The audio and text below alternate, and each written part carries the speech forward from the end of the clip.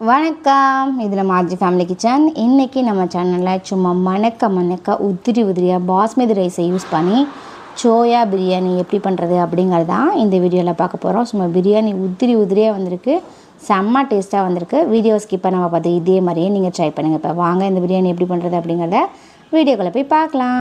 பிரியாணிக்கு basmati rice add பண்ணிக்கலாம். இதை ஒரு 2 தடவை நல்லா வாஷ் பண்ணிவிட்டு அதுக்கப்புறம் அரிசி முழுகிற அளவு தண்ணி சேர்த்துட்டு நம்ம ஊற வச்சுக்கலாம். ஒரு 20 நிமிஷம் பாஸ்மதி ரைஸ் ஊறினா மட்டும் போதும். இன்றைக்கி சின்னதாக ஒரு மசாலா அரைச்சிக்க போகிறோம். அதுக்கு கொஞ்சம் ஒரு 4-5 பல் சின்ன வெங்காயம், 3 பச்சை மிளகாய், கொஞ்சம் போல் கொத்தமல்லி, கொஞ்சம் புதினா, இது எல்லாமே கொஞ்சமாக தண்ணி சேர்த்து நல்லா ஃபைன் பேஸ்ட்டாக அரைச்சி எடுத்துக்கணும். பிரியாணி பண்ணுறதுக்கு இந்த மாதிரி கொஞ்சம் பெரிய சோயா எடுத்துக்கோங்க. இது பிரியாணியில் பார்க்குறதுக்கு நல்லா சூப்பராக இருக்கும், அதே சமயம் சாப்பிட்றதுக்கு நல்லா டேஸ்டியாக இருக்கும். நான் சோயா பிரியாணி பண்ணுறதுக்கு கொஞ்சம் சோயா எடுத்திருக்கேன். தண்ணியை நல்லா சூடு பண்ணிவிட்டு அதில் நம்ம எடுத்து வச்சுருக்க சோயாவை சேர்த்துட்டு நல்லா டிப் பண்ணிக்கலாம். இது ஒரு 10 நிமிஷம் நல்லா ஊறட்டும். ஒரு கடாயில் 3 டேபிள் ஸ்பூன் போல் சன்ஃப்ளவர் ஆயில் நான் யூஸ் பண்ணுறேன். நீங்கள் இதை கடலெண்ணெய் யூஸ் பண்ணி கூட இந்த பிரியாணி நான் சோயா பிரியாணி கொஞ்சம் தம் போட்டு பண்ண போகிறேன். நீங்கள் குக்கரில் பண்ணுற மாதிரி இருந்தாலும் இதே மெத்தடில் பண்ணிக்கலாம். ஆயில் சூடானதுக்கப்புறம் ஒரு 5 ஏலக்காய், 5 கிராம்பு, மராட்டி மூக்கு சின்னதாக எடுத்திருக்கேன். அதே மாதிரி பட்டையும் சின்ன துண்டு எடுத்துக்கோங்க.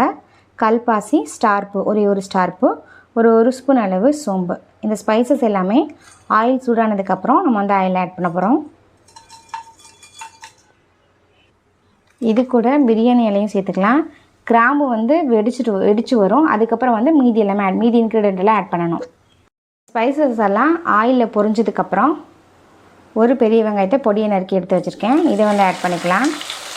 நம்ம அரிசி எவ்வளோ எடுத்துருக்கோமோ அதுக்கு தகுந்த மாதிரி தான் எல்லா இன்க்ரீடியண்ட்டும் எடுத்துக்கணும். நான் ஒரு சிண்டு எடுத்தேன், அதனால ஒரு பெரிய வெங்காயம் எனக்கு கரெக்டாக இருந்துச்சு. இதை லைட்டாக கோல்டன் ப்ரௌன் கலர் மாதிரி வரும், அது வரைக்கும் ஆயிலில் வெங்காயத்தை நல்லா ஃப்ரை பண்ணிக்கணும்.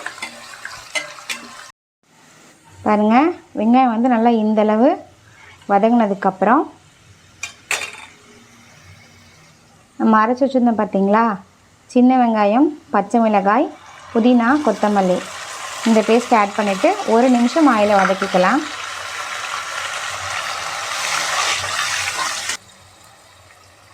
ரெண்டு ஸ்பூன் அளவு இஞ்சி பூண்டு பேஸ்ட்டு 1 நிமிஷம் போல் இதையும் நல்லா வதக்கிக்கலாம். இஞ்சி பூண்டு பேஸ்ட்டோட பச்சை வாசனை போகிற அளவு நல்லா வதக்கிக்கலாம்.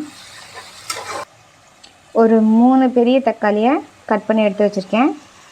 அதையும் ஆட் பண்ணிவிட்டு தக்காளி நல்லா மசிஞ்சு வர்ற அளவு இதை நல்லா வதக்கிக்கணும். கொஞ்சமாக உப்பு ஆட் பண்ணி அதுக்கப்புறம் வதக்குனீங்க அப்படின்னா தக்காளி சீக்கிரமாகவே வதங்கி வந்துடும். பிரியாணிக்கு தேவையான அளவு கல்லுப்பு ஆட் பண்ணிக்கிறேன். சரி, அப்படியே மூடி இடைக்கு நல்லா கரண்டி வச்சு நல்லா கிளறி விட்டுக்கோங்க. அடி பிடிச்சிடாமல் தக்காளி வதங்கி வர அளவு நல்லா வதக்கிக்கலாம். இதில் கொஞ்சம் போல் புதினா, இந்த பிரியாணிக்கு கொஞ்சம் கொத்தமல்லி, இப்போ இது எல்லாத்தையுமே சேர்த்துட்டு நல்லா வதக்கிக்கலாம். பாருங்கள், தக்காளியுமே நல்லா வதங்கிடுச்சு. இந்த புதினா கொத்தமல்லி சேர்த்துட்டு ஒரு 2 நிமிஷம் இதை வதக்கிக்கலாம். ஒரு 2 டேபிள் ஸ்பூன் அளவு தயிர் சேர்த்துக்கலாம். தயிர் சேர்த்துட்டு அடுப்பை மீடியம் ஃப்ளேமில் வச்சு தயிரையுமே நல்லா சேர்த்துட்டு நல்லா மிக்ஸ் பண்ணி விட்டுக்கலாம். தயிர் கட்டிகள் எதுவுமே இல்லாமல் எல்லாம் ஒன்றா மிக்ஸ் ஆகிற அளவுக்கு ஒரு 2 நிமிஷம் அதை நல்லா வதக்கிக்கலாம். சோயா பிரியாணிக்கு நம்ம மசாலாஸ் ஆட் பண்ண போகிறோம். இதில் 1 ஸ்பூன் அளவு காஷ்மீரி சில்லி பவுடர் எடுத்திருக்கேன். அடுத்து நம்ம வீட்டில் யூஸ் பண்ணுற சில்லி பவுடர் 1/2 ஸ்பூன் எடுத்திருக்கேன். கொஞ்சம் கரம் மசாலா, கொஞ்சமாக மல்லித்தூள், கொஞ்சம் மஞ்சத்தூள், அதுக்கப்புறம் ஒரு ஸ்பூன் அளவு சிக்கன் மசாலா இது எடுத்திருக்கேன். இப்போ அந்த ஸ்பைசஸ் எல்லாத்தையுமே இதில் ஆட் பண்ணலாம். எல்லாமே ஆட் பண்ணிவிட்டு அடுப்பு லோ ஃப்ளேமில் வச்சுட்டு 1 நிமிஷம் போல் நல்லா வதக்கிக்கலாம். நான் காஷ்மீரி சில்லி பவுடர் நல்ல கலருக்காக ஆட் பண்ணியிருக்கேன். காரம் அதிகமாக இருக்காது. நீங்கள் எடுக்கிற மசாலா எல்லாமே உங்கள் காரத்துக்கு தகுந்த மாதிரி எடுத்துக்கோங்க. இப்போ இங்கே பாருங்கள், நல்லா ஆயில் பிரிஞ்சு வர அளவு நல்லா வதங்கிடுச்சு. இந்த மசாலா எல்லாமே நல்லா திக் பேஸ்ட்டாக ரெடி ஆகிடுச்சு. பாருங்கள், ஸ்டேஜில் நம்ம ஊற வச்சு வச்சுருந்த சோயா பீன்ஸை ஆட் பண்ணிக்கலாம். 10 நிமிஷம் நல்லா ஊற வச்சு வச்சுருந்த சோயா பீன்ஸை தண்ணியெல்லாம் இல்லாமல் நல்லா புழிஞ்சு எடுத்துக்கோங்க. இப்போ இதை இந்த மசாலாலாம் ஆட் பண்ணிக்கலாம்.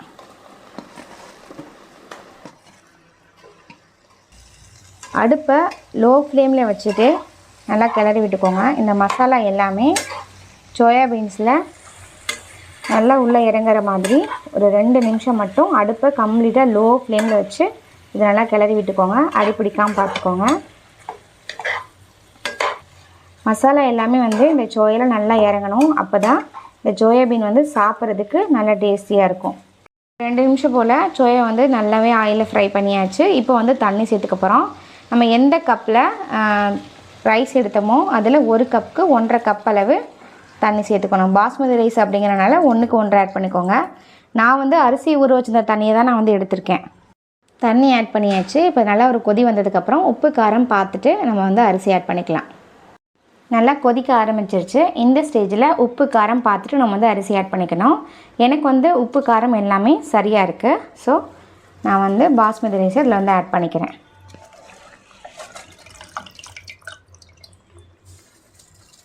பாருங்கள், அரிசியும் தண்ணியும் நல்லா ஈவனாக வந்துருச்சு. கொஞ்சம் மேலால் தண்ணி இருக்குது. இந்த ஸ்டேஜில் கொஞ்சமாக புதினா, கொத்தமல்லி, கொஞ்சம் நெய் இதெல்லாமே சேர்த்துட்டு லைட்டாக கிளறி விட்டுட்டு அடுப்பை கம்ப்ளீட்டாக லோ ஃப்ளேமில் வச்சுட்டு 10 நிமிஷம் மூடி தம் விட்டுக்கலாம். குக்கரில் வைக்கிற மாதிரி இருந்தாலும் அதே மாதிரியே பண்ணிக்கலாம். விசில் மேலே போட்டு லோ ஃப்ளேமில் 10 நிமிஷம் விட்டு எடுத்துக்கலாம்.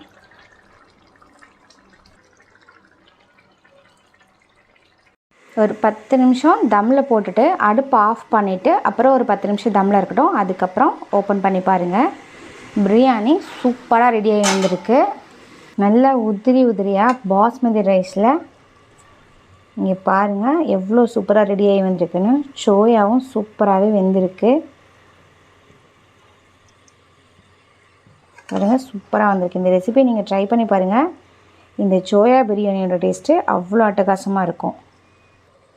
பாருங்கள், சோயாவுமே நல்லா வெந்திருக்கு. மசாலாவுமே இறங்கி சூப்பராக வெந்திருக்கு பாருங்கள். நீங்களும் இந்த பிரியாணியை வீட்டில் ட்ரை பண்ணி பார்த்துட்டு டேஸ்ட் எப்படி இருந்துச்சு அப்படிங்கிறத கமெண்ட் செக்ஷனில் சொல்லுங்கள். இது போன்ற வீடியோக்களை தொடர்ந்து பார்ப்பதற்கு நம்ம ஆர்ஜி ஃபேமிலி கிச்சனை லைக் பண்ணுங்கள், ஷேர் பண்ணுங்கள், கமெண்ட் பண்ணுங்கள், மறக்காமல் சப்ஸ்கிரைப் பண்ணிக்கோங்க. தேங்க்யூ ஃபார் வாட்சிங்.